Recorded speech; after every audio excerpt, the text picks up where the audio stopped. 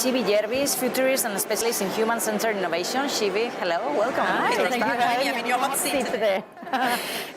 First of all, I want to introduce you to our audience.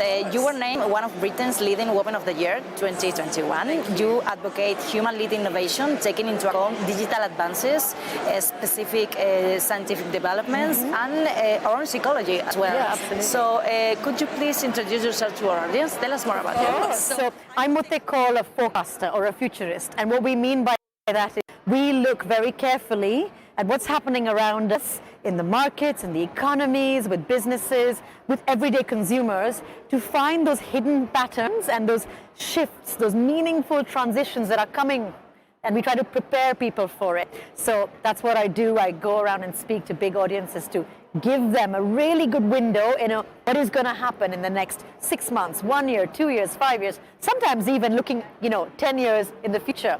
And so being able to use really, really important data rather than just guesswork. So it's all very much based on facts and evidence, but then you have to have a bit of creativity, to create a vision of what our future is going to hold for us and how we can prepare for it.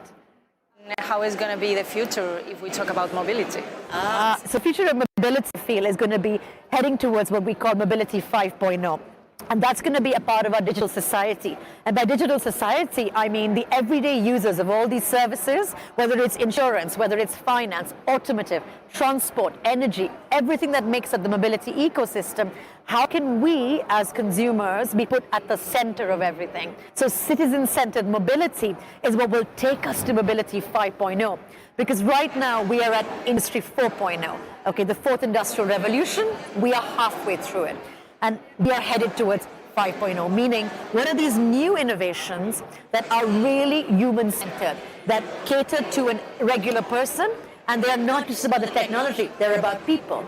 So when that becomes Industry 5.0, mobility will start to head there as well. And if they go hand in hand, if they can stay at the same pace, same momentum, that's where we need to head to with the future of mobility.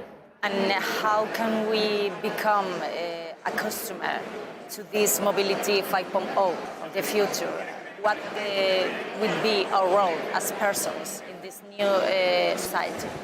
So when it comes to all these aspects like last mile delivery, how you get your things, how you get around, the energy you use in your homes, this touches all the aspects of our everyday lives already.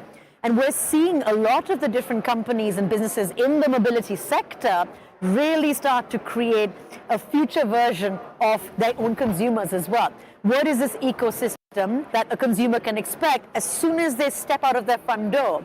What kind of transport are we using? Is it multimodal? Meaning I'm not just using one device or one car or one piece of transport, I'm using multiple ones of them. And also, what are the future modes of transport? What are the most energy efficient ways to run a city? So that the citizens of cities can really get the best out of where they live. And this is where governments and business have to come together and find these very efficient ways. Also, I think sustainability is such a big part of the mobility sector, whether it's transport, whether it's energy.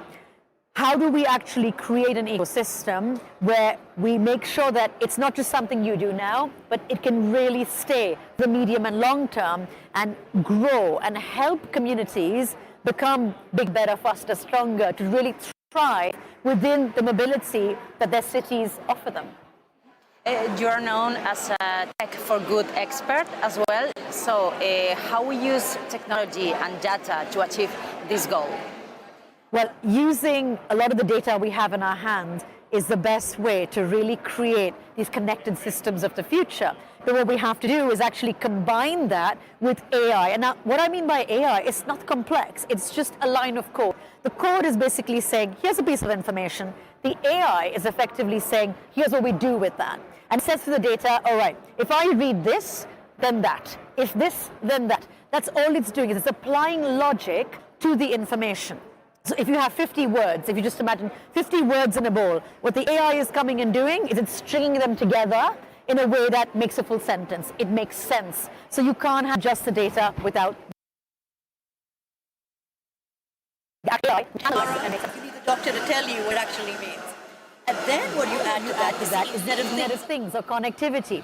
When everything is connected, our sensors, our cars, our roads, and there's more interconnection between these different aspects of mobility to get a very, very clear picture of where we're going. And that allows us to use the data and the AI. So it's sort of a happy marriage with three people, in this case, a little triangle between AI, data science, and then also the Internet of Things, or the connected world.